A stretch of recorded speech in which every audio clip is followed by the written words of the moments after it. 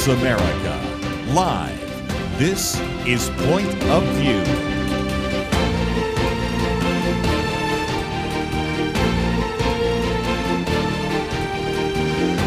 And now, Liberty McArtor. Thanks so much for being with me on Point of View today. It's an honor to be here as always, and we have some fun conversations ahead. Let me give you a little preview. First, in just a moment, I'll be talking with Julie Miller. If you enjoy literature, philosophy, and want to better understand transhumanism, you're going to enjoy this conversation. And then we'll move on to a conversation with John Trent, who is with Strong Families, because it's National Marriage Week. So we're going to talk about the state of marriage in the United States today and provide some helpful resources for you to strengthen your own familial relationships. And then in the second hour, we'll be talking about some news issues and hopefully providing some clarity on some things that are quite contentious and confusing in media coverage. And so we, again, hope to bring some clarity to those issues. But first, let me turn to Julie Miller. She is with Ratio Christi, which is an apologetics organization. She holds a PhD in humanities with a concentration in philosophy from Faulkner University's Great Books Honors College. She has an MA in apologetics from Biola University and is an author and writer. Most recently, and the subject of our conversation today, she has written a booklet entitled Do You Want to Live Forever?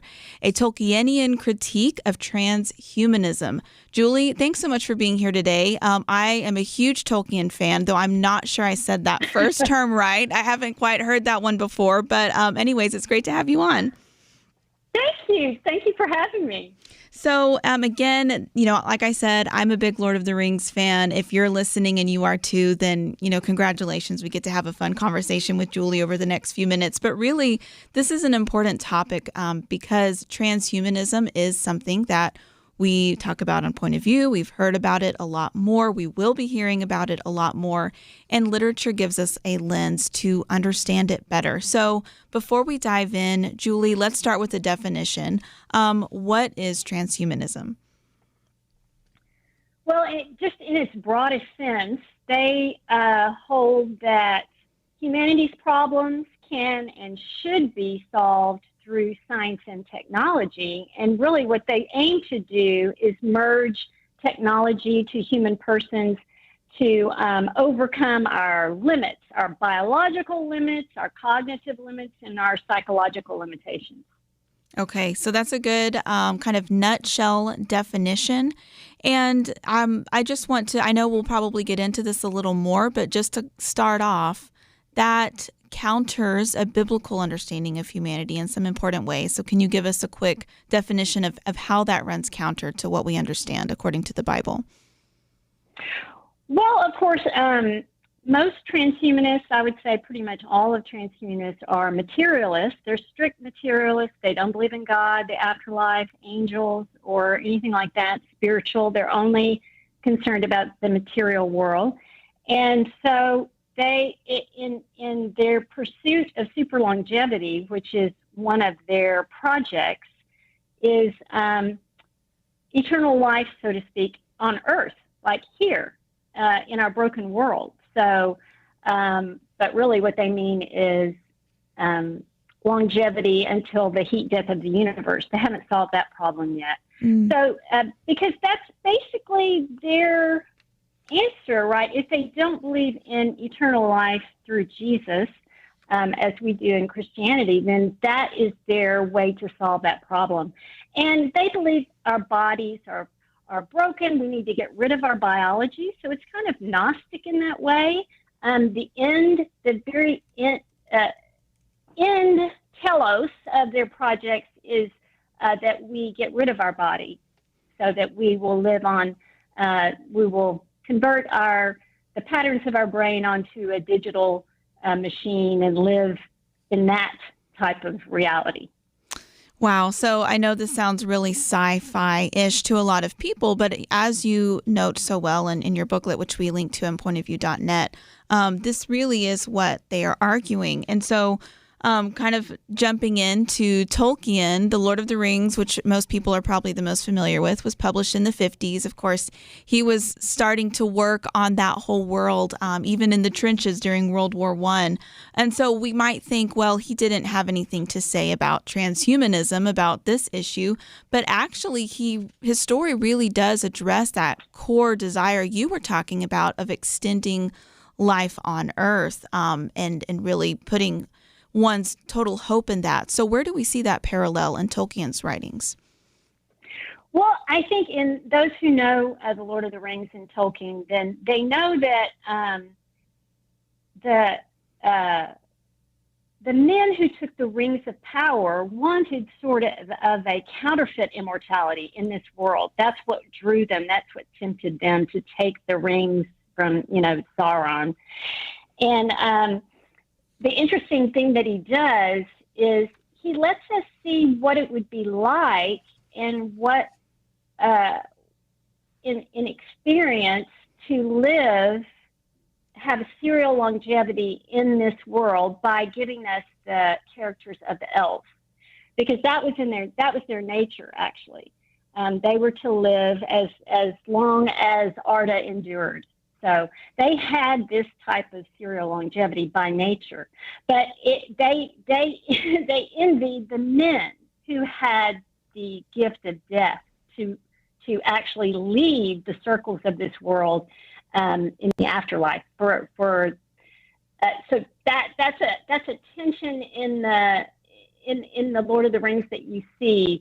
The men wanted what the elves had, and the elves were very envious of men, of the mortal nature of men. Yes, and we do see that tension in those stories. So we have a couple minutes before the break, and then we'll dive into a few more of the details. But with those rings of power, what were some of the powers that were supposedly going to be granted to the people who used them? And then when we come back from the break, we can talk about the transhumanist parallels. Well, the rings promised long life, or I think how he says it is they prevented decay.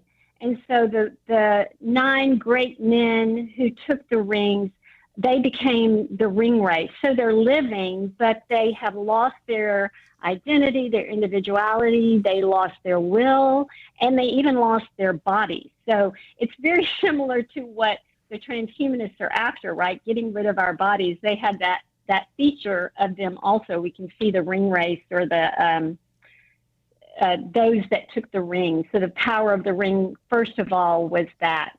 And then they became great, of course, initially. And then they were subjected to the will of Sauron, and they were his slaves. So it had a bad ending for the men who took the rings and the powers, and the powers they had. So yeah. So we're about to go to a break, but that gives us a good preview. And once again, I love this quote that you include from C.S. Lewis in your booklet. Actually, he wrote, "For me, reason is the natural organ of truth, but imagination is the organ of meaning." And so it is really important to look at literature and how it can help us understand real things that are happening in our world. And that's what we're doing right now with Julie Miller. And we'll continue this conversation when we come back. So stay with us right here on Point of View.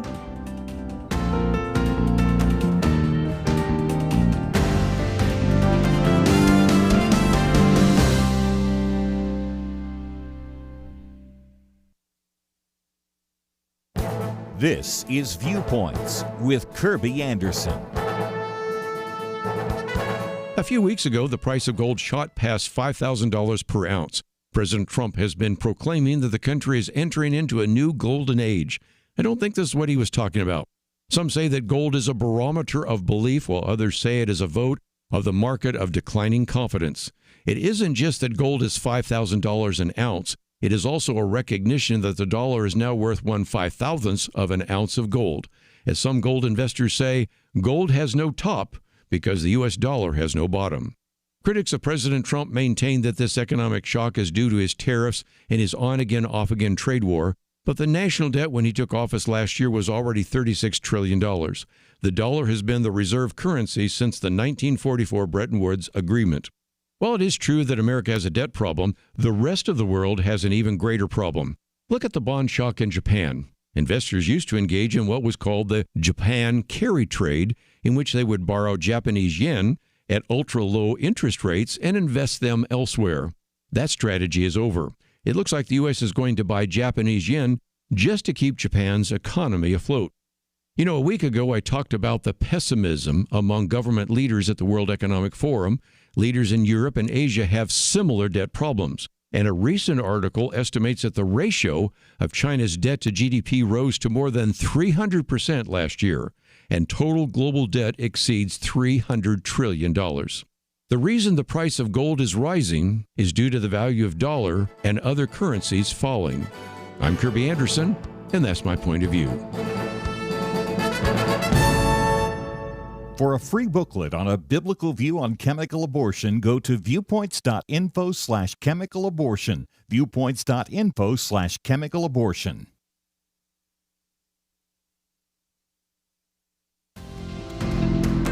You're listening to Point of View, your listener-supported source for truth. Thank you for being with me on Point of View today. I'm talking with Julie Miller, and we're discussing how J.R.R. Tolkien's writings can help us understand transhumanism today and really how we should respond as Christians. So just a little overview. We talked about how transhumanists are materialists. They don't believe in an afterlife. And so their whole hope is trying to extend human life here on Earth and human intelligence and capability by merging with technology. Kirby Anderson has talked about this. He has a booklet on it. If you've received his booklets, I've mentioned it on Point of View before. And so we're really discussing how Tolkien's writings touch on some of those same core desires that I think a lot of humans have when they don't have an eternal hope. And that is to try to extend life indefinitely. We talked about how, and if you're familiar with The Lord of the Rings, you'll recognize this, the elves and the men are kind of jealous of each other because elves have these very long lifespans tied up with the age of the world. Men have more what we consider human lifespans, and they're jealous of elves' long life. Elves are jealous that men get to die. And so we talked about the rings of power also, how they were promised to extend life and power for those who owned them. But actually, as we all know, again, if you're familiar with the story, there was one ring who controlled them. So let's kind of get practical. That's what Tolkien wrote about. But Julie, what are some of the ways that what transhumanists are proposing and advancing and talking about, how is that similar to the false promises of the rings of power that we were discussing just a few moments ago? Yeah. So I think we can see similarities between the powers of our emerging technologies with the rings of power in Lord of the Rings. So there are a lot of new technologies coming out and will be developed and applied in the future. Some are, you've probably heard of CRISPR and the gene editing technologies that have been developed. That's a huge, biotechnology for transhumanists.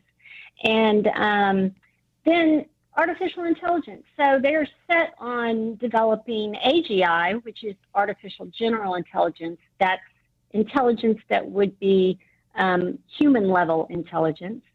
And I argue in my book that they won't achieve that, but we can go into that or not. But what they think is when they achieve AGI, which they're very optimistic about, I'm sure you've read things about that. Sure, yep. After that, the AGI will continue developing itself and become a superintelligence. So go way beyond human intelligence, and now we have a superintelligence. So I kind of equate Sauron with what they call the artificial superintelligence. Okay, yeah, and so this is something that I'm reading about a lot. people have different views on all of this. So I would love to hear your thoughts, because I know people are probably hearing more and more like it's going to achieve superintelligence, it's going to take your jobs, or you'd better just learn how to use it and jump on the bandwagon. Otherwise, you're going to be left behind. So, I would love to get your perspective on whether or not what they're claiming that AGI will achieve superintelligence. Like, what are your thoughts on that?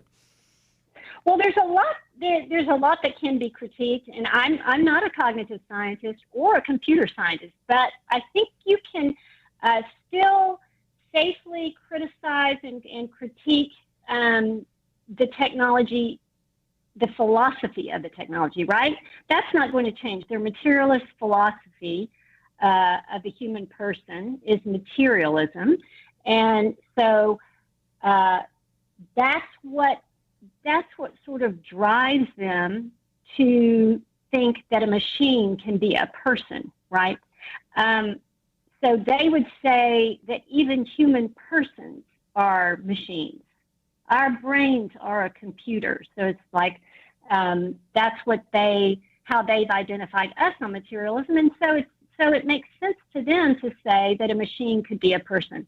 But one kind of hiccup in all of this that I continue to see is that they know that humans are creative. We have genuine creativity. And as Christians, we know that that's because we're made in the image of God and He's creator. We subcreate, right? But they need to have the machine to have AGI, to achieve AGI. The machine, the program must also be genuinely creative. And Ada Lovelace in the 19th century, when she was a UK mathematician, and she worked with Charles Babbage on an analytical computer before Turing in the UK. But she said she noted, kind of for the first time in that discipline, that the main difference between machines and humans is that humans are creative and machines are not. They do what they're told to do. And so that's a big claim, and it's debated a lot. It's debated to this day whether, machines can be genuinely creative. Margaret Bowden, who is not, she's not favorable to these ideas, the Christian ideas at all. She was a scholar in machine creativity. She even said that genuine creativity needs consciousness, it needs intentionality, understanding, judgment, and that these things machines don't have. So she even admitted that it was going to be very difficult for AI researchers to reduce creativity to an algorithm on a machine, right? Mm. So I would say there's a lot to be said about AGI and what, we could go into a lot. Maybe one other tidbit is that humans operate, when we discover truth, seeking humans, and we use the correspondence theory of truth, meaning when we discover something, we compare it to reality or to the real world. It's called the correspondence theory. And AI it doesn't compare things to the real world. It runs on a coherence theory of truth. So it can only compare things to its training data, that everything would cohere together, right? So genuine creativity actually needs to have not coherence theory of truth, but correspondence theory of truth. This is where, like if you've heard of machines hallucinating, mm-hmm. so that they might give you an answer that sounds very plausible, but it's false. That's what's happening when they get to the end of their knowledge or training data. They will just make things up. Or let's say if you're a scientist and you're looking at something in your data is an anomaly.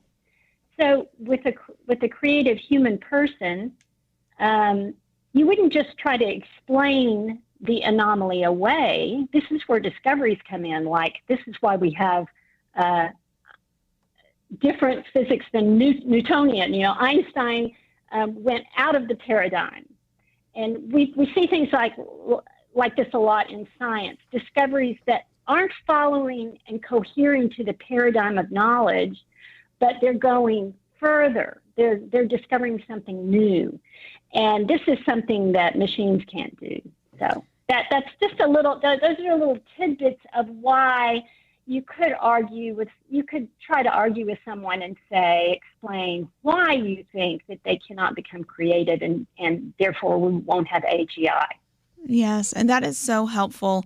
Julie, I could talk about this with you for a long time, but our interview time is at an end, but this has been so helpful. And so I encourage listeners to go to pointofview.net. If you scroll under Julie's picture, you can click on the link to the booklet that we've been discussing, and you can also look up all of her other writings and book as well. And so it's just, important, again, to remember we can learn so many lessons from literature. And Tolkien reminds us that we have to remember our created nature. And for humans, we find our purpose and our nature and how we were created right there in Genesis in the Bible. And so whenever transhumanists or materialists talk about trying to extend our lives by merging with technology, we can remember that's not what we were created for. We were created for eternal life, and that's only found through salvation in Jesus Christ. But it's an important conversation. It mixes literature, philosophy, and current events. So again, check out that resource and stay with us for another interview when we get back from this break. The Bible tells us not to worry, and yet there is a lot of worrying stuff in our world today. Thankfully, the Bible doesn't stop at telling us not to worry. God gives us a next step. He says we need to pray. But sometimes even knowing what to pray can be difficult, and that is why Point of View has relaunched our Pray for America movement, a series of weekly emails to guide you in prayer for our nation. Each week, you'll receive a brief update about a current issue affecting Americans, along with a written prayer that you can easily share with others. We'll also include a short free resource for you in each email so you can learn more about the issue at hand. Will you commit to pray for America? Go to pointofview.net. Click on the Pray for America banner at the top of the page to subscribe. Again, that's pointofview.net. Click on the Pray for America banner. Let's pray together for God to make a difference in America. Point of View will continue after this.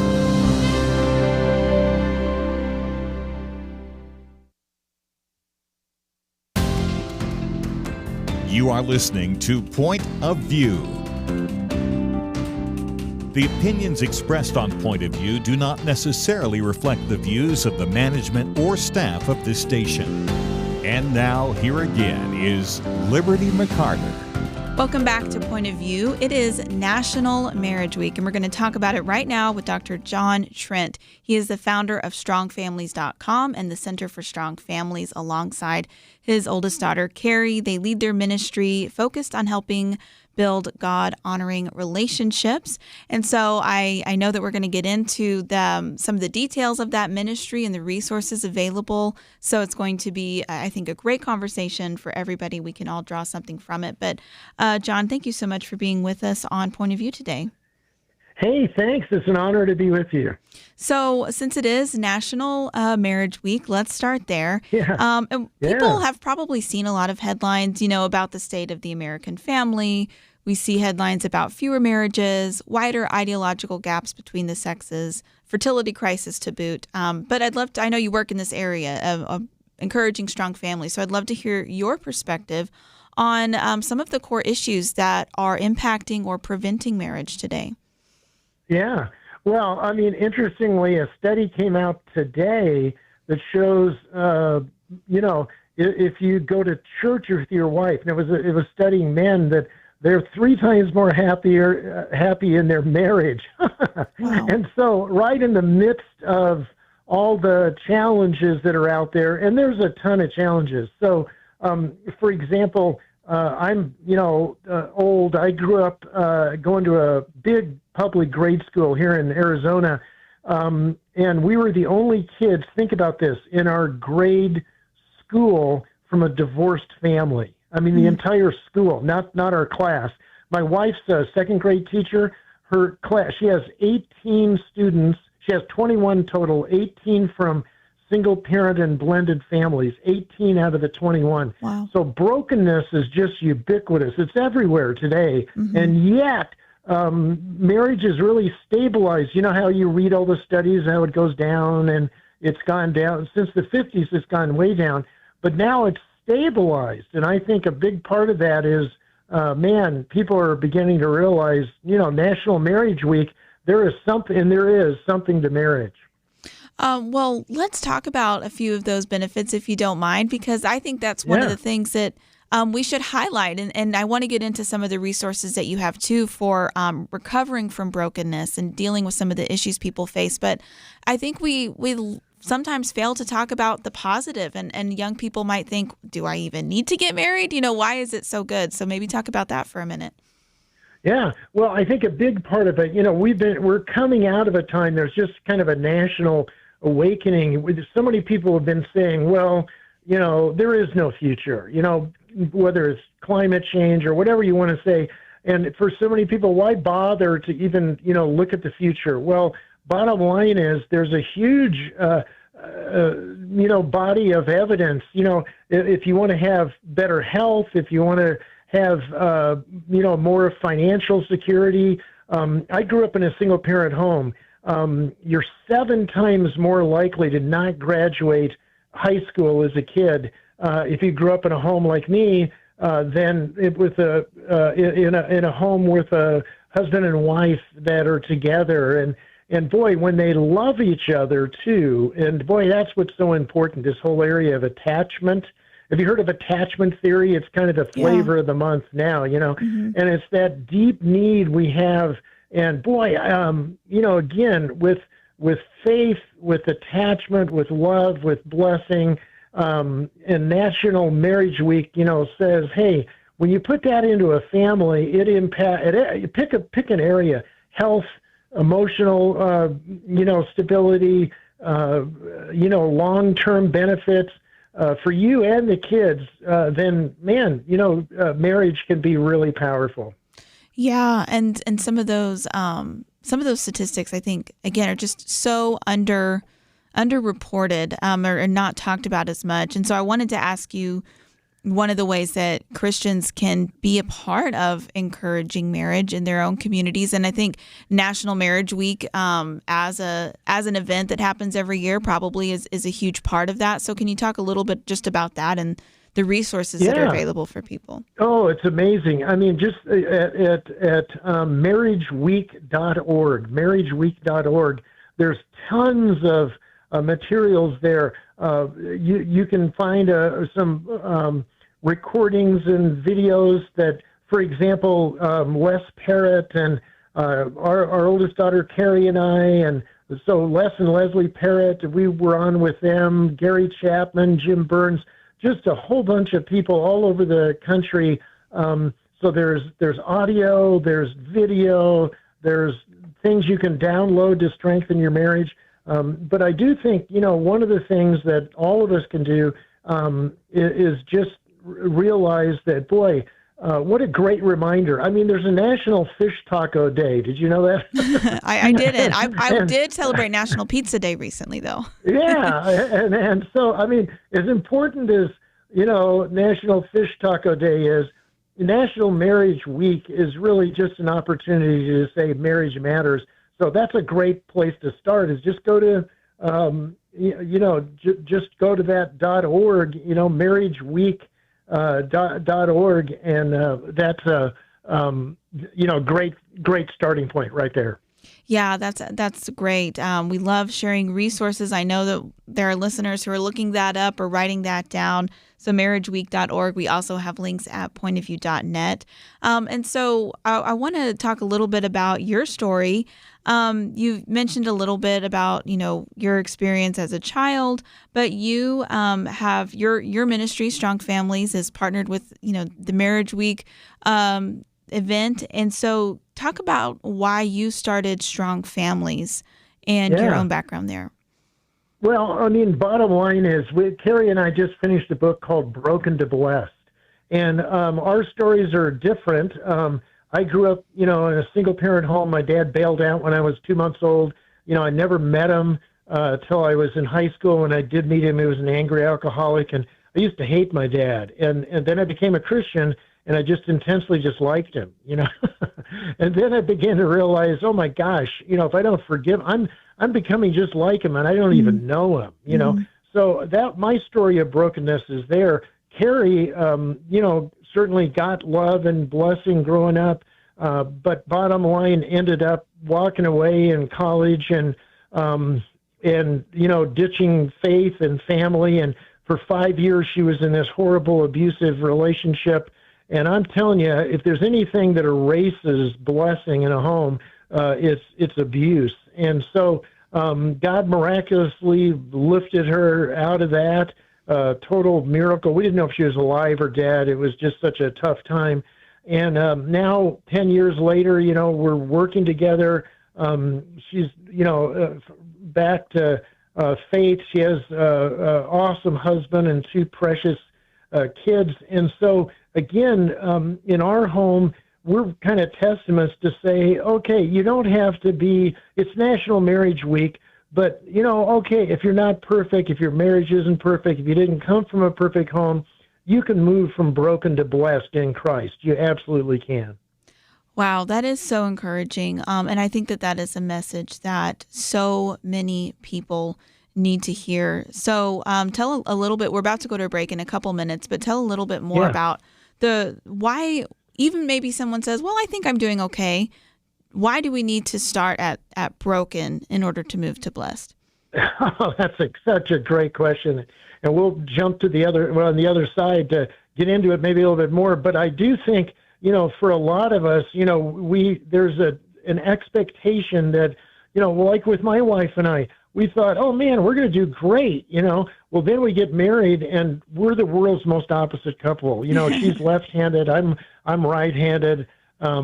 She's a saver. I'm more of a spender. She wants the toilet paper to go off the top of the roll. I just want it there. I don't really care as long as it's there. But man, 6 months into marriage, I had bounced a ton of checks. She had never bounced a check in her life. And our differences were just destroying us. And all of a sudden we began to realize, so just, with this, is that God didn't place us with somebody different than us to defeat us, but complete us. And so when we come back, man, we can talk about, well, wait a minute, marriage is really meant to you're going to have struggles, but when you begin to value the other person, it's absolutely unbelievable what can begin to happen. I love that. And yes, I want to dive into that more when we come back because I think that's relatable for a lot of people. And so we're talking with Dr. John Trent. It's National Marriage Week. So if you're listening and whether you are married, whether you want to get married, if you're a ministry leader, whoever you are, go to marriageweek.org. There is a toolkit. There are free marriage resources. There are ways that you can get involved and promote the goodness of marriage and the blessing of marriage in your sphere. So I encourage you to do that. That's a way to make a difference. But when we come back, let's continue talking with Dr. Trent about how we can move from broken to blessed in our own relationships. So stay right here with us on Point of View.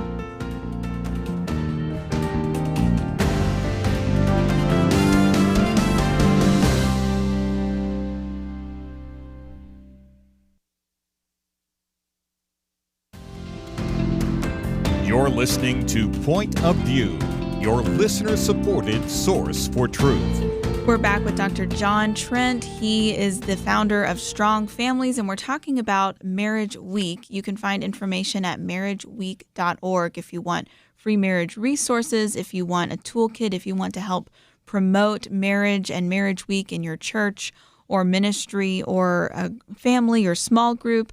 But before the break, John, we were talking about how we all need to move from broken to blessed. And this is, you have a book out on this, and so I encourage people to check that out. But whether you mentioned your own story coming from a divorced family and your daughter who now works with you, having experienced abuse in a relationship. And so whether you're coming from a place of extreme brokenness, or like the example you gave of, a rocky start to a marriage, figuring out that you are very different and you're trying to figure out how that works. We all need to acknowledge brokenness in order to move on. So let's keep talking about that, because I think there's so much wisdom there.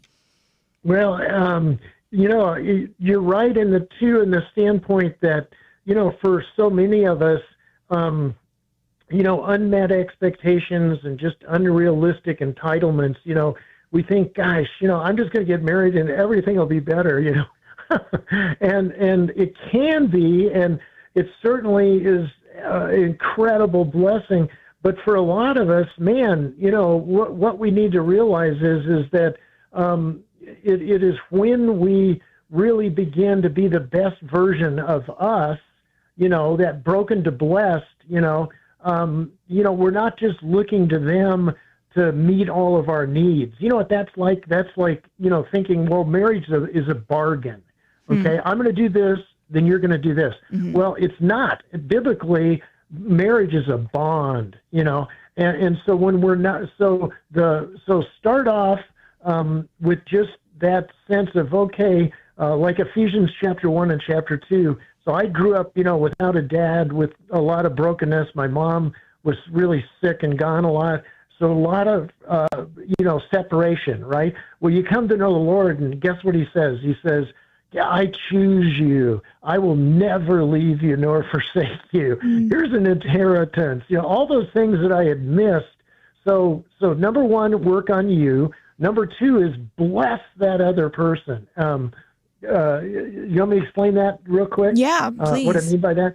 Yeah. So God says, hey, I'm going to bless you with every spiritual blessing. And then we're called to bless people. Eugene Peterson in 1 Peter says, hey, the blessing, that's your job. So what's your job? Well, for example, appropriate, meaningful touch. This marriage week, Valentine's Day coming up, that hug, that appropriate touch. But it's also how we look at them. We have a good friend that's a UCLA neurobiologist, and they study attachment. And guess what they say? They say love moves at the speed of joy.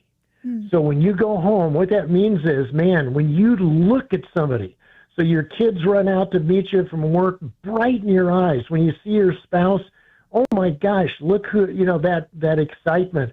So you can, with your touch, part of the blessing is using your words to attach high value to them. Unfortunately, about 80% of the creation and origin of affairs is they're at work and somebody's hitting on them all the time going, gosh, you look great and you're doing such a great job. And they hear none of that at home. Solomon in Song of Solomon praises his wife 40 times in 8 chapters. So use your touch, use your eyes to say they're valuable. Attach high value to them with your words. And can I share one last thing? Oh, yes, please. Okay. So UVA, have you ever been to University of Virginia? There's a big hill. It's not really a mountain, but it's a big hill. And they were doing a study, and it wasn't marriage, okay? Mm-hmm. It was really looking at it, and you would stand there, they'd wire you up, and how high is the hill and how hard is it to climb? Mm-hmm. Well, the people that did it by themselves, they always overshot. The people that had a friend or somebody they were dating or, that close person, if you're going up the hill with somebody with your hand on your shoulder who's going up the hill and you look at it, guess what? The hill would shrink. Wow. And I think that's what we're trying to say in National Marriage Week is say, look, this is a time for you to say, we've got some big hills in front of us, kids, life, challenges, finances, but I'm putting my hand on your shoulder. I'm going up the hill with you. and that shrinks those hills for people. Wow. That's so powerful. So much wisdom there. What I'm kind of seeing as you talk is that, clearly we need to, as Christians, promote marriage, promote the goodness of it, because, so often in culture it's demonized or criticized or not talked about. But we also don't want to ignore what people may have experienced or be concerned about, and acknowledge that marriage is hard sometimes, and really just take the truthful picture, which is like, it is so good. God designed it and ordained it. But it's going to be challenging, but here are resources to help. And so I'm so glad that your ministry and so many others with Marriage Week are focusing on that. But John, there's so much wisdom that you have to share and resources, I know, on your website. But what are some final encouragements in our last few minutes that you want to leave with people about their families and Marriage Week? Yeah, well, here's a quick one. We call them a 2-degree difference, okay? So bottom line is, it talks about in Scripture, he who is faithful in a little. And so what you do is don't think, well, I got to do something big to, make my marriage better. We're going on a Christian cruise, that'll make everything better. Well, no, don't do something big. Do something small. Again, look at them with bright eyes. It's interesting, but actions dictate feelings, not the reverse. So start treating them like they have high value, and boy, it's amazing what can happen. So that's a big encouragement as we're closing. Is even if you're struggling, the key is really making those 2-degree changes, not 180-degree changes. Yes, so good, John. Dr. John Trent with Strong Families, thank you so much for being with us on Point of View today and sharing your wisdom and promoting National Marriage Week. Hey, thanks. Great being with you. So again, that was Dr. John Trent. If you came in partway through the interview and you want to hear the whole thing, you can always find Point of View's past broadcast on the website, pointofview.net. You can go to YouTube, and if you wait about a day, then the previous day's show will appear on podcast format. So anywhere you get your podcast, you can follow Point of View Radio Talk Show, and you can listen to the show in podcast format anytime. But again, that was Dr. John Trent, and if you are interested in any of the resources available through National Marriage Week, you can go to marriageweek.org or just Google National Marriage Week. It's every year from February 7th to 14th, so ending in Valentine's Day. And there are a toolkit there. There are press resources, help for couples, free marriage resources, ways that you can get involved as a ministry or an individual to promote marriage in your sphere of influence. And as Christians, that's such an important thing to do. And then if you go to pointofview.net and scroll down, you'll see John's picture, and under that, a link to visit his ministry, which is Strong Families, with so many more resources. And as I said a moment ago, we want to promote the goodness of marriage and talk about that in our culture and encourage marriage, but we don't want to shy away from some of the challenges that come with marriage. And we can find biblical resources to help couples thrive. And that is what Dr. John Trent and so many others are doing. So again, I encourage you to check out those resources at pointofview.net or Google National Marriage Week. But when we come back, let's bring some clarity to the news. We have so many things to talk about, so stay with me. I'll be back with you in just a few minutes. Where does moral truth come from? According to 58% of Americans, individuals determine moral truth. A quarter of Generation Z says society determines moral truth, and morality can even change over time. Only 42% of Americans believe that truth comes from God. I don't know about you, but I find these numbers extremely troubling. It really is a crisis of truth, and that crisis has consequences. Look at society. Evil is called good, good called evil. People with biblical beliefs are called bigots, or worse, they're canceled. But there is hope. The Bible promises the truth will set us free, and that's why Point of View is relentless in our commitment to the ultimate source of moral truth, God's Word. At Point of View, we know that God's truth is eternal, and if we stand together, we can help more Americans apply His truth in their daily life. Help Americans find truth again by giving at pointofview.net or call 1-800-347-5151. That's pointofview.net and 800-347-5151. Point of View will continue after this.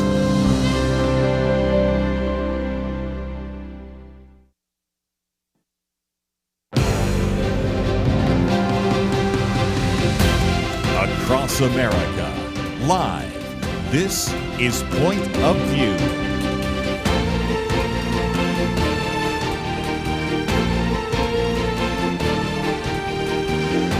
And now, Liberty McArtor.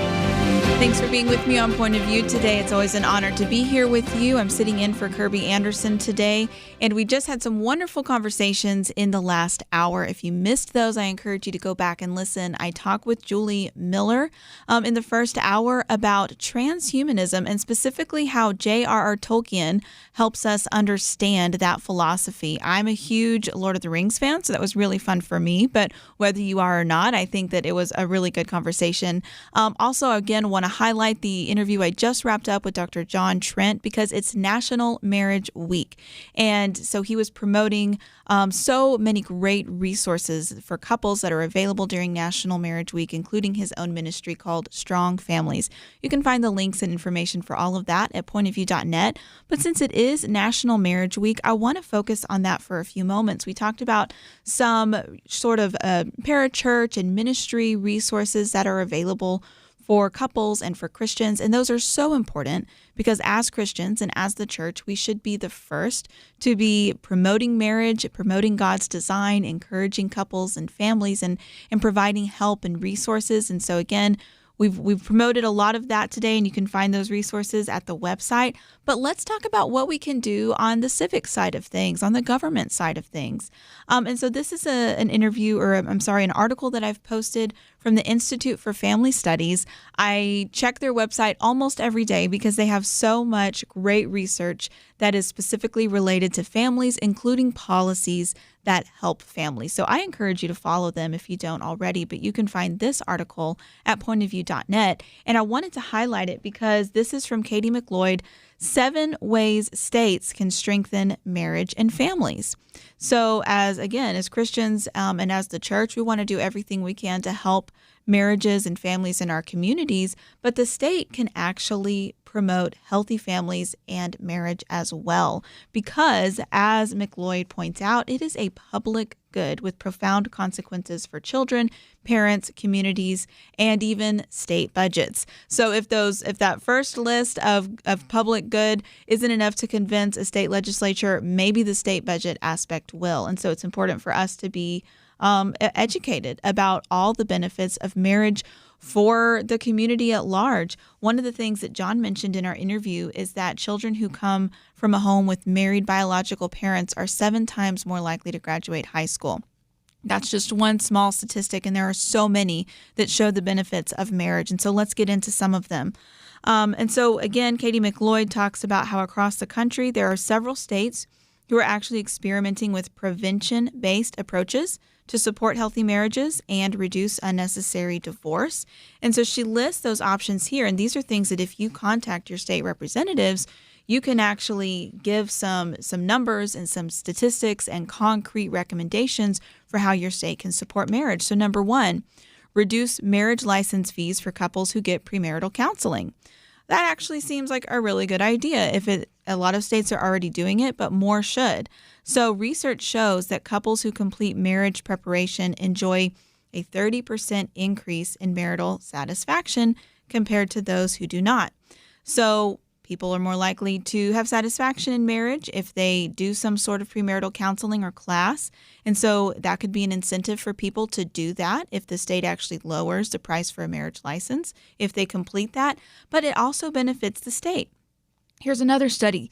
Well-implemented premarital education programs were associated with a reduction in divorces and led to public cost savings of more than $266 million in 2016 alone.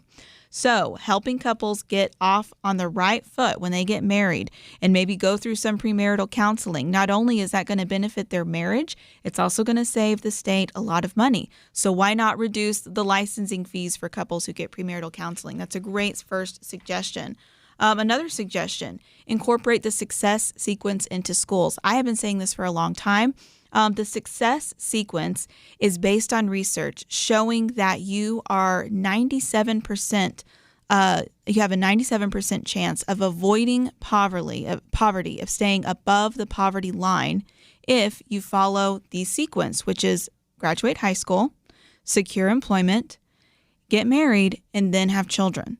So it doesn't have anything to do with a college degree. But I used to teach, you may remember me talking about this. I used to teach middle schoolers and high schoolers. And I hear kids all the time say, man, I wish school, had practical stuff like how do we do our taxes? How do we, what's there ways that we can get jobs after we graduate? All valid concerns. But why aren't schools teaching the success sequence of, hey, if we want to have the best chance of avoiding poverty later on in life, then here's what you need to do. Here are the steps. Graduate high school, find a job. If you want to get married and have a family, make sure that you get married first and then have kids. Teaching that would go a long way to one of the most important practical life skills that kids can learn. You can go even further than that. This is another suggestion by promoting relationship education. Oklahoma has actually done this. So you can research some of the educational programs that Oklahoma has implemented or read about them here in this article that I have posted at pointofview.net. Oklahoma has actually created several specific modules for school-based curriculum for middle schoolers and high schoolers focused on kind of different levels of healthy emotional and relationship development, and for high schoolers, older teenagers, avoiding toxic relationships and noticing red flags, things like that. But it's also offered to community members, social workers. There are specific modules dealing with families who may be involved with child welfare, or for military families or families who have a relative in prison. And so that is such a great thing that Oklahoma is doing to promote education about how you can succeed in relationships. And they're doing that in multiple ways. Another thing that is really important that you can encourage your state to do is to evaluate all state agency rules and new policy proposals through the lens of family formation. So what this means is that anytime there is a new bill, proposed legislation, some sort of new policy that is proposed, they already do this for businesses. You have to accompany, the proposal has to be accompanied with a fiscal note to say, okay, how is this going to impact, different areas? How is this going to impact state revenue? How is this going to impact businesses? Well, you can have an impact statement required for families. How is this going to impact families, school-age children? Louisiana is doing this, so other states can do that as well to bring, again, family health and children health and well-being to the forefront of any new policy proposal. Another thing that they recommend in this article is to educate family court judges and divorce attorneys about discernment counseling. In case you didn't know this, 45% of couples filing for divorce, at least one spouse is interested in reconciliation. So there is actually a whole program that trains counselors in discernment counseling that specifically helps a couple decide whether or not they are making the divorce decision prematurely. Obviously, we'd love to see no divorces, but practically speaking, this could help a lot of couples who are in a tight spot. And if more local officials who are involved in these proceedings were aware of that resource, it could help a lot of people. I didn't even get to all 7 of them, but again, go to pointofview.net, click on the article from the Institute for Family Studies, and this is another great thing you can do during National Marriage Week, is to encourage your state officials, your local leaders to promote family health and marriage in local policies. So check that out, and then when we get back, we'll dive into some more news of the day. So stay right here with me on Point of View.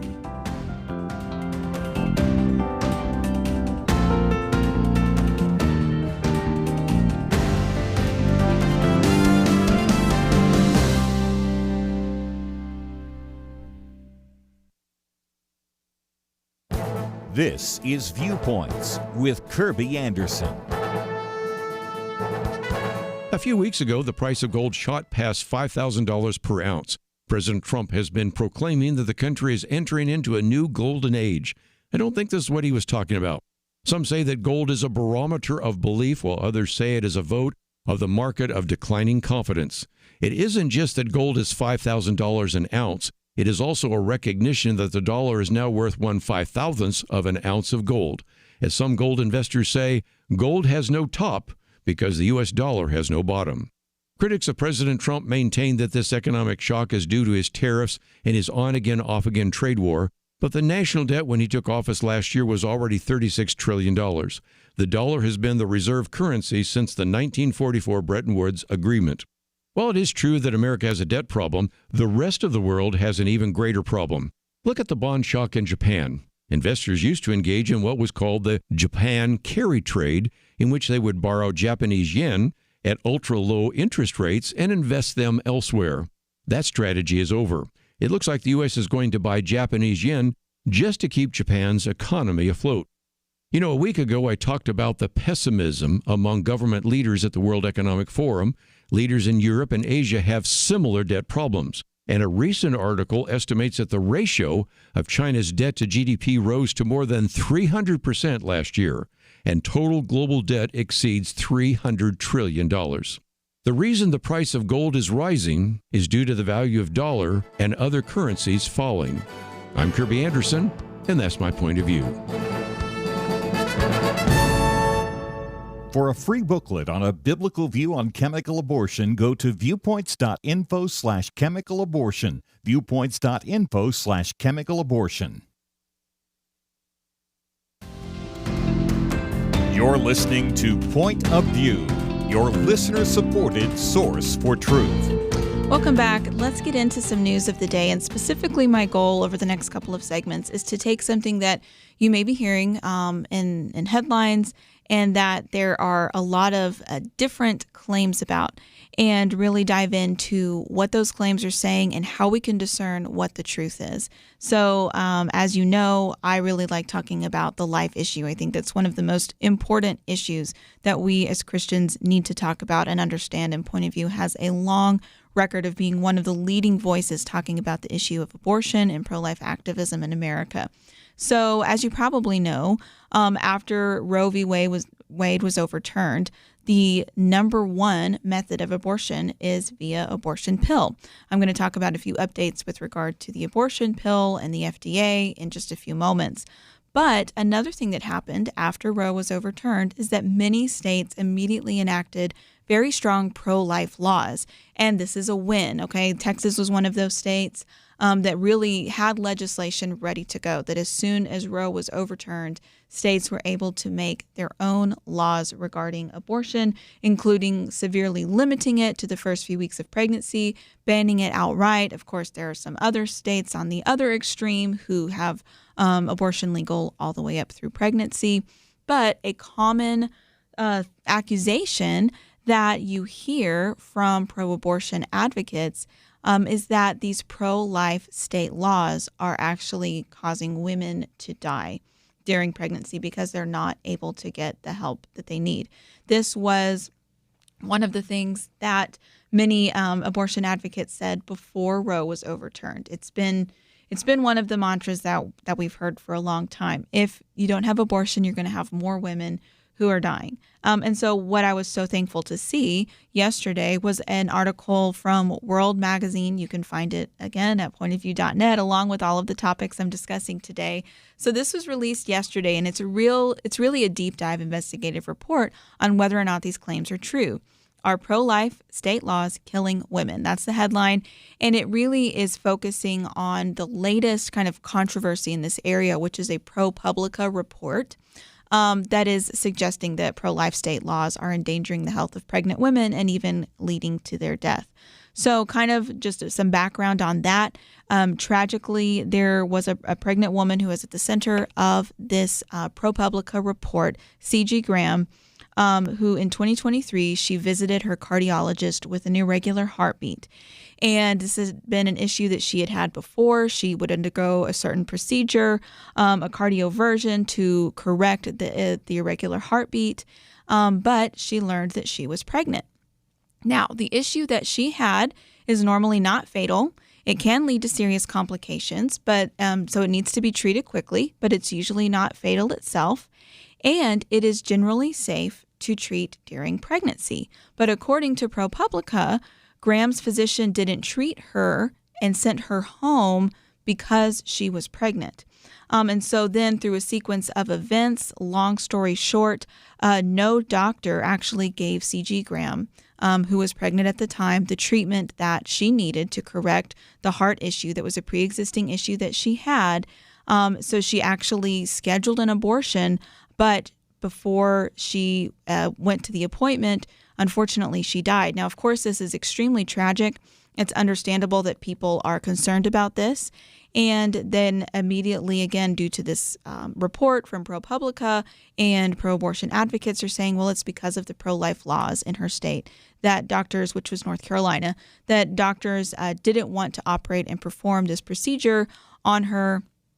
And so let's dig into that a little bit. So that's what the World Report does. I'm just going to read some of the things that they go over. They interviewed cardiovascular surgeon Dr. Gary Ott. And so he says that he had a little bit of skepticism. Again, this is not new. This is not unique to the World Magazine report. Pro-lifers have been pointing this out for a long time. There is a whole group of pro-life OBGYNs who talk about this on a regular basis. But this surgeon who was interviewed for the report says that his pregnant patients rarely do their needs in cardiovascular type situations call for delivering a baby early. And he says that there is almost never a situation where they cannot treat both the mother and her unborn child. And in worst case scenarios, delivering the child early is something that oftentimes, or again, occasionally doctors will have to do. But it's important to make the distinction that that is not the same as an elective abortion, where the intention of the procedure is to end the life of the unborn baby. And so people will use that to say, well, then you're having to choose between the baby or the life of the mother. No, you're trying to save both. And if it is a true emergency, you may have to induce early delivery with the goal of still trying to save the baby's life as well. So he said, I sense an agenda behind this article that put it in a sense of this is either the child or the mother. When you interview doctors, that really does not reflect the reality. So the story goes on to talk about how, again, this is according to American Heart Association, only about half of cardiologists are comfortable managing cardiovascular disease in pregnant patients. And so this is something, too, that I think is really important for this conversation, is that after the passing of so many pro-life laws post Roe v. Wade, a lot of doctors who previously would not have hesitated to either treat the mother or contact an OBGYN and say, get a lot of other support team, other doctors on board for the support of the mother to find the best solution. They are worried about getting sued. And so they just say, no, we're not going to operate. We're not going to do anything. And even when there are pre-established standards of care in those types of situation. And so in this ProPublica report, it doesn't make it clear whether or not this woman who tragically lost her life ever even visited an OBGYN who was able to oversee her care as a pregnant patient, or if her cardiologist consulted with one, or if he just sent her away. So again, it's important to really wade through the details in these cases, because one of the things we talked about on a recent Next Generation Roundtable is that even though Roe has been overturned, tragically, we are seeing more abortions. And one of the reasons is because the abortion pill has made it so easy for women in their early stages of pregnancy to order the pill, have it be sent to them via the mail, even in states where abortion is outlawed, and then take it. And so one of the things that we need to do is then push back against this narrative that pro-life laws are causing women to die. Because again, when you interview doctors, that is the scaremongering that you might be in a situation where if you're in a pro-life state, a doctor is not going to be able to operate on you because it might harm the baby. No, the doctor is able to operate on the mother. That is the case in every single state, and also every single state that has these pro-life laws protecting the unborn child make provisions for care of the mother in case of emergencies. So again, that is scaremongering, but in the wake of Roe being overturned, many states are having referendums. And even people who identify as pro-life, they might have a little bit of fear or hesitancy when they go to the ballot box because they say, well, I'm not really for abortion. I'm not for abortion on demand. I consider myself pro-life, but what if I was pregnant, and what if I was in an emergency, and would my doctor refuse to treat me? Would I have to choose between saving my life or my unborn child's life, and all of these things that they hear in the media and from abortion advocates that are scaremongering will affect their decision. And in fact, Kansas actually passed a referendum on abortion to keep it legal in the state. And whenever that happened, I was reading reports and interviews from people who had voted in favor of it, who said that they were pro-life. A lot of them described themselves as being religious. They were Christians. They didn't really support abortion, but they had heard these cases that the media likes to report on a lot of times of women who were, turned away in an emergency situation right after a pro-life law was instated in their state because the doctors were afraid of litigation if they treated them. That is on the hospital. That is on the doctor. And that is egregious that has happened. And pro-lifers need to speak up against doctors refusing to treat pregnant women for fear of a lawsuit, because the law clearly states that they can continue to treat pregnant women and in emergency situations as well. And you can do that, again, if you read the expert opinions of so many doctors who are speaking out on this. You can do that almost every single time with regard to protecting both the life of the mother and the life of her unborn child. So I encourage you to really dive into that report if you are having these conversations, or if you're hearing these stories and you're concerned about it and wondering what the pro-life response is. The investigative report from World Magazine is really excellent. It gives so much detail, more than I was able to go into. So you can find it at pointofview.net. And when I come back, let's talk a little bit about the abortion pill and the FDA. Have you ever met a child you knew would do great things? They displayed remarkable imagination, understanding, and a zest for learning. Now imagine someone takes that child and instead of fostering their potential with a real education, they feed them nothing but lies. That scenario isn't so far from reality. From a young age, Americans are fed a consistent stream of distorted facts, from the secular indoctrination they receive in many public schools, to the biases presented as fact in many colleges and universities, to the barrage of misinformation from the mainstream media and the lack of moral grounding in our society. It's not that Americans aren't capable of understanding the truth, it's that they aren't exposed to it enough. You can expose more Americans to the truth when you give to Point of View, where listeners receive facts, perspective, and biblical truth they don't get from society. As long as we have truth, we have hope. Give today at pointofview.net or call 1-800-347-5151. Pointofview.net and 1-800-347-5151. Point of View will continue after this.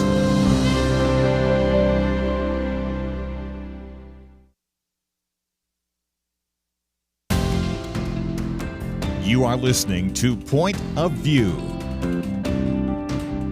The opinions expressed on Point of View do not necessarily reflect the views of the management or staff of this station.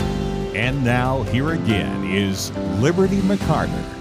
Let me just throw out the phone number. If you'd like to be a part of the conversation, you can call in at 800-351-1212.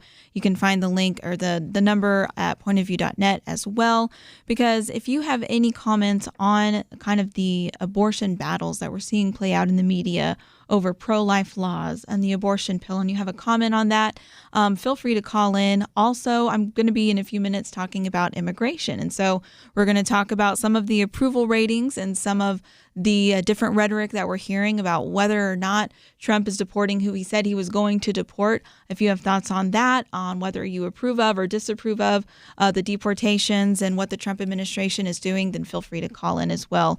Again, the number is 800-351-1212. But let me give you that update. This is another article from World Magazine, and you can find it at pointofview.net under today's show link. But this is an interview with Senator Josh Hawley. Of course, he is the Republican senator from Missouri. And so it's just a brief interview. But he had he talked to World about a private hearing that he had with FDA Commissioner Marty McCary. He said he has sent McCary 3 letters over the past 10 months demanding information on the pro-life issue, because if you'll remember, they actually said, the Trump administration said they were going to conduct a review of the abortion pill's safety, because from the very beginning, when the FDA approved it, a lot of the typical things that the FDA has to prove in order to get a new medication out there, they were bypassed because it was a very political agenda from the beginning. And so pro-lifers were excited when the FDA said they were going to do reviews on whether or not the abortion pill was actually safe. And spoiler alert, it's not. We talk about that on Point of View all the time, whether or not it was actually safe for women to take. Then pro-lifers were excited to hear that. But Senator Hawley says that he is actually frustrated because there just really hasn't been a lot of movement. In fact, the FDA even approved a generic version of mifepristone. So I think that it's important to not lose hope, but to also say it's okay to be a little bit skeptical. We know that Trump's big victory, I think that as he has said it, is, Roe was overturned thanks in large part to the Supreme Court justices that he was able to appoint. And he said that everybody wants it to just be a state issue. Well, that's not really true. Pro-lifers don't want that. Neither do abortion advocates want that. Nobody really wants it to just be a state issue. And so now pro-lifers are saying we really need to talk about the abortion pill. It's harming a lot of women and it's killing a lot of unborn babies. And the FDA seems to be dragging its feet. So again, you can read Hawley's remarks there, and it's just a reminder to continue to be proactive, continue to hold your representatives to account and say, we want this review to happen. We want to target the abortion pill specifically, and we want you to do that and focus on that if you're going to get our vote. But let's go to a caller. Monica is in Georgia. So, Monica, thanks for calling Point of View. Hey, thank you so much. I really appreciate the work the younger generation. I'm almost 60. I'm a part of the Roe v. Wade generation. In 1989, I was pregnant and, not living a lifestyle that I'm proud of, and ended up pregnant. And I've been in Catholic school and done the research, and I was completely anti-abortion. See a sign that says Planned Parenthood, and I was always a little naive. I said, they must help people with adoption, so I'm going to go there and talk to somebody so that I can give my baby up for adoption, because I'm in no way ready and was in a domestic violence relationship. So I get into Planned Parenthood, and they do this little sonogram, blow it up, try to convince me that this child wasn't a child. They said, yeah, you're only 12 weeks, just almost 13 weeks, and there's a part here and a part there, and the pieces can't come together. It's not really a baby. It's parts of a baby that haven't been put together. And I'm like, well, no, that I go to school and I've studied this. And they're like, oh, where do you go to school? And they said, well, those Catholic people, they're trying to oppress you. They don't want you to know the truth. So the point of view is the truth will change things. And you guys are doing that. Your generation is understanding that it is a child. It's not a fetus. It's not a clump of cells. It's a real human being. And to get that personhood back, yes, Roe v. Wade has got us on the right track. But yes, there's so much more work. These abortion pills, they're killing people.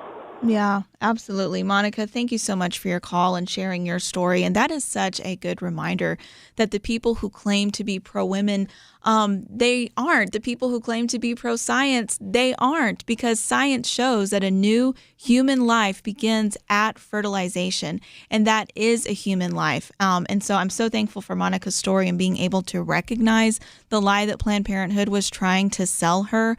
And yes, it is encouraging. I think a lot of people are waking up to the realities and realizing that the abortion pill, in addition to obviously ending an unborn life, it is harming women as well. If you want more information on that, of course, you can call Point of View and request my booklet on a biblical view on chemical abortion. But Students for Life, she mentioned the younger generation fighting for life. Students for Life has a lot of great resources, including about the harms of the abortion pill. So I would follow them as well. And thank you for listening to Point of View and calling in. But let's move on. And again, if you want to be a part of the conversation, 800-351-1212. Over the next few minutes, I want to talk about another issue that is causing a lot of confusion and I think concern. So I saw this article come out a couple days ago from CBS on less than 14% of those arrested by ICE in Trump's first year back in office had violent criminal records. So we're going to do kind of a point-counterpoint. I'm going to go through the CBS report, and then when we come back, we can talk about maybe some other perspective that's lacking. And if you have an opinion one way or the other, again, feel free to call in. But again, CBS is reporting for the first time, according to official statistics in a DHS document that had not been previously reported, that less than 14% of those arrested by ICE had violent criminal records. So here are just a few more statistics from the CBS report. Nearly 60% of ICE arrestees over the past year had criminal charges or convictions, but among that population, the majority of criminal charges or convictions are not for violent crimes. And they point out that President Trump and his aides, and we've heard this for sure, have often talked about immigration officials targeting the violent criminals, right? The murderers, rapists, gangsters. But here's what some of the internal data shows. Less than 2% of those arrested by ICE over the past year had homicide or sexual assault charges or convictions. Another 2% taken into ICE custody were accused of being gang members. And so again, all in all, when you add up the violent criminal records, it amounts to 13.9% of all ICE arrests, with the arrestees being convicted or charged with violent crimes. And that's since Trump took office and has really ramped up the deportations.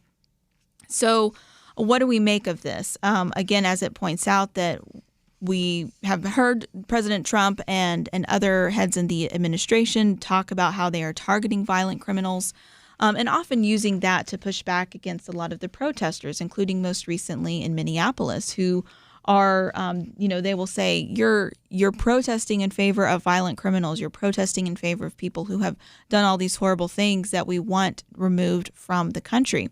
So CBS also reports on a poll from CBS, a CBS News poll last month that found that American support for Trump's deportation efforts had fallen to 46%, down from 59% at the start of his second term, so about a year ago. And over 60% of those surveyed said that immigration agents were being too tough. Now, we're about to go to a break, but when we come back, I'm going to go over kind of the counterpoint or response because, of course, there has been a response. But I do think it's important. You can read this article at pointofview.net. But what we really have to focus on, too, and to really understand is to dig down into the language of these polls, to the language of what exactly is being communicated. There's a lot of talking past the other side and not really engaging with what they're saying. So that's going to be important both for this article and the next one that I'm going to talk about. But again, this CBS News poll found that American support for Trump's deportation efforts had fallen to 46%, and it had been 59% at the beginning of the year. But there are some other recent polls as well that show Americans are still actually in favor of deportation overall. So I'm going to get into those polls, get into some of the other statistics that the CBS News article doesn't mention. So we know that only 14% of those who have been arrested by ICE in the last year are violent criminals. But what about the others? We'll talk about that when we come back right after this.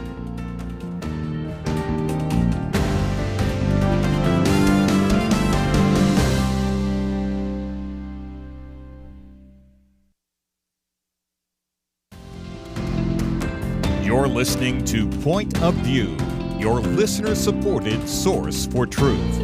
If you want to call in and give your opinion on Trump's deportation efforts, you have a few more minutes to do that. So you can call at 800-351-1212.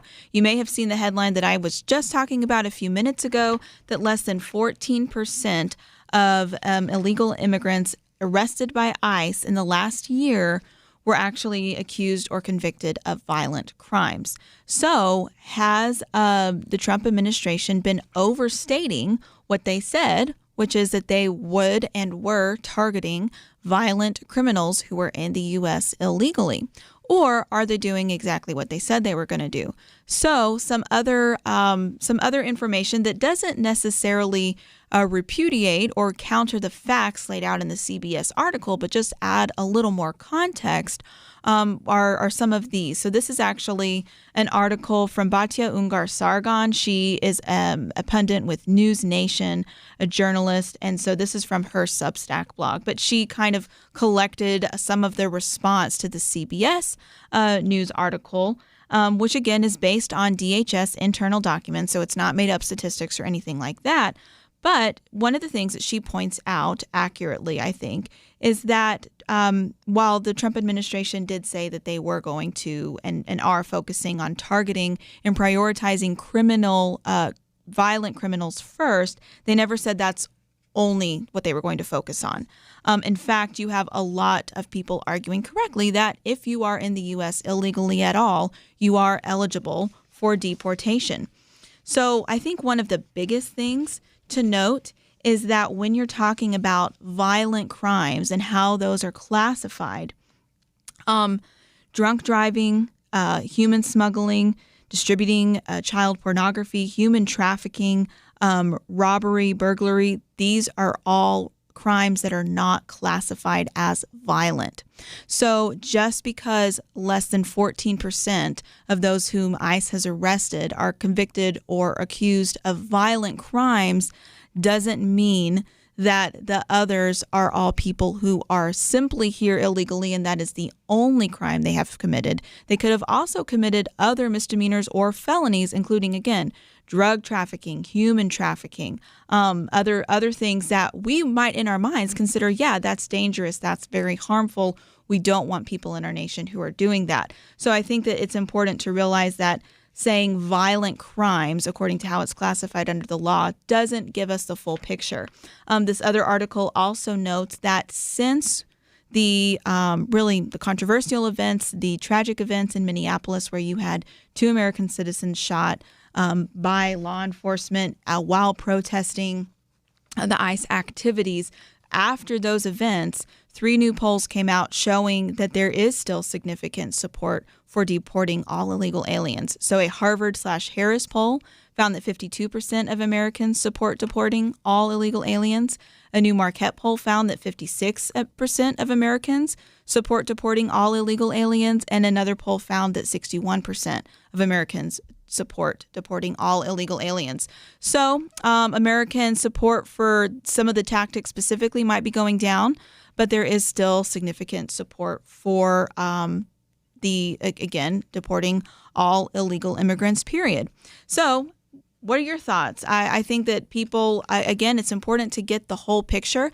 I think we can say that, well, Trump didn't promise to exclusively focus on violent criminals, and there may be people who need to be deported because they have committed crimes that are very harmful to Americans, but maybe not legally classified as violent. Is it possible that the Trump administration and Kristi Noem and Stephen Miller and others have maybe overstated things at some point, or maybe they have not always been as wise as they should be with their words? Of course, we've talked about that. They've said things that are provably false, especially with regard to some of the shootings that have happened. So it's always good to take it with a grain of salt, trust but verify, as I like to say. We have a couple calls coming in, so if you want to call in, before we go off the air. You have a few minutes to do so, 800-351-1212. But before I get to that, let me just talk about the Know Why podcast for a moment.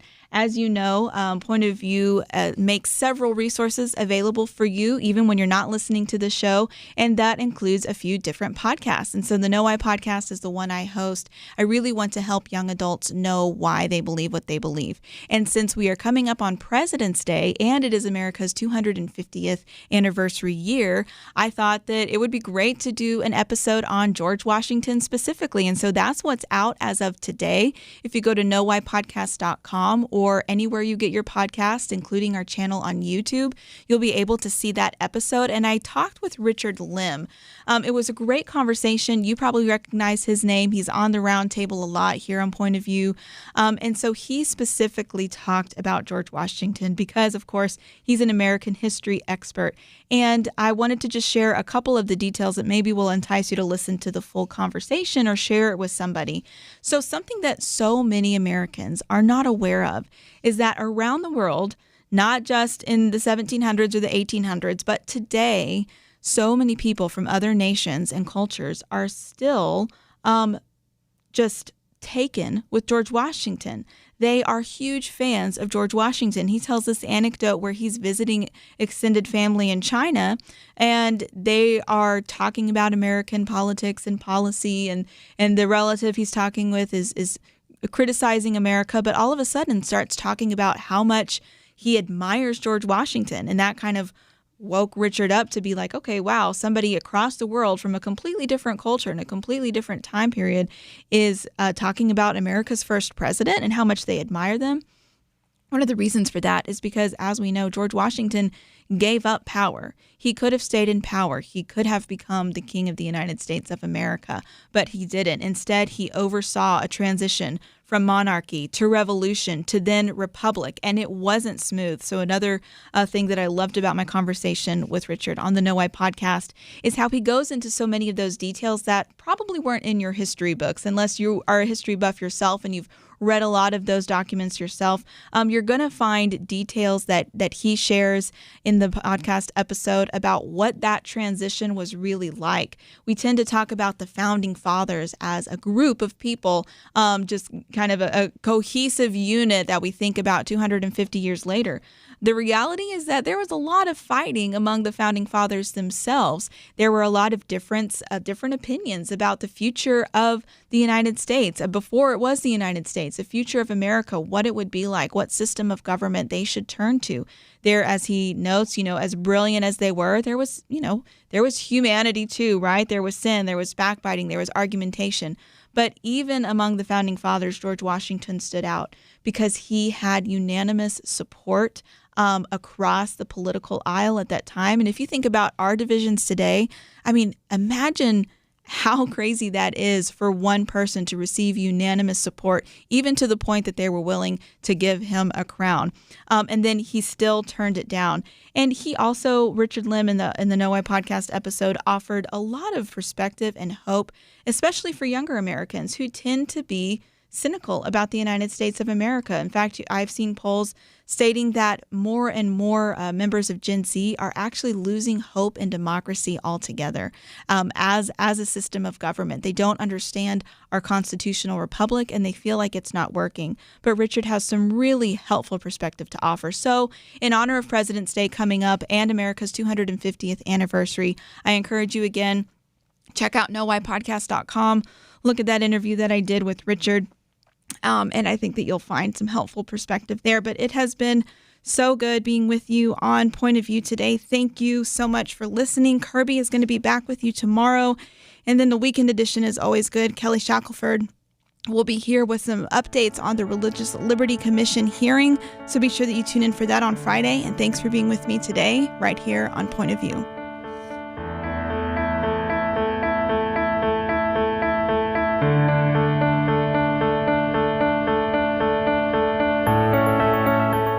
It was not that long ago that censorship appeared to be almost inevitable. Free speech was being attacked and strangled in many places.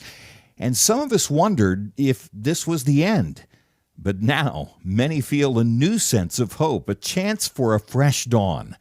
Let me caution you, now is not the time to relax. It's a time to press forward, to use this fresh opportunity to proclaim and learn how to apply truth to current issues.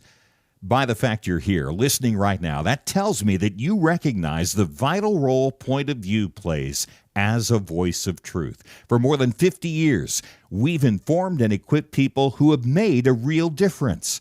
And when you give to Point of View today, you breathe life into what can be a new golden era for the truth. Please, take a moment right now and invest in truth. Visit pointofview.net or give it 1-800-347-5151. That's pointofview.net. Click in now or call 1-800-347-5151. Point of View is produced by Point of View Ministries.